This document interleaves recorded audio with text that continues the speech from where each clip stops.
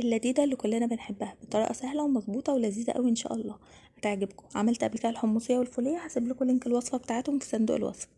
لو عجبك الفيديو ده ما تنسيش تعملي لايك ومتابعة عشان يوصلك كل جديد ان شاء الله. نصلي على الرسول صلى الله عليه وسلم ونبدأ. هنحمص جوز الهند في معلقة من الزبدة او السمنة، جوز الهند العريض. وبعد كده بنحضر السيرب بتاعنا، كوباية من السكر على كوباية من المية وعصرة من الليمون اول لما يغلي. ممكن تضيفي ماء الورد او تضيفي فانيلا على حسب اللي انت عايزاه، وممكن تحطي معلقة من عسل النحل او عسل الجلوكوز وممكن تستغني عنه.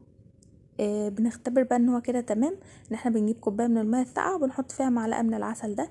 لو عملت كوره طريه كده لينه زي ما انتم شايفين كده في الصوره، يبقى كده خلاص تمام. لو لسه سايحه شويه بتبقى عايزه تستوي اكتر.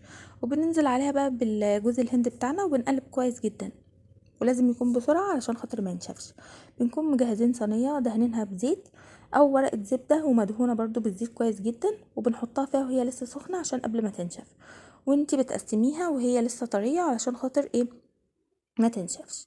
وبس كده طعمها تحفه قوي. لو عجبك الفيديو ما تنسيش تعملي لايك ومتابعه القناه عشان يوصلك ان شاء الله كل جديد. هسيب لكم لينك الحمصيه والفوليه في صندوق الوصف في الكومنتات. باي باي.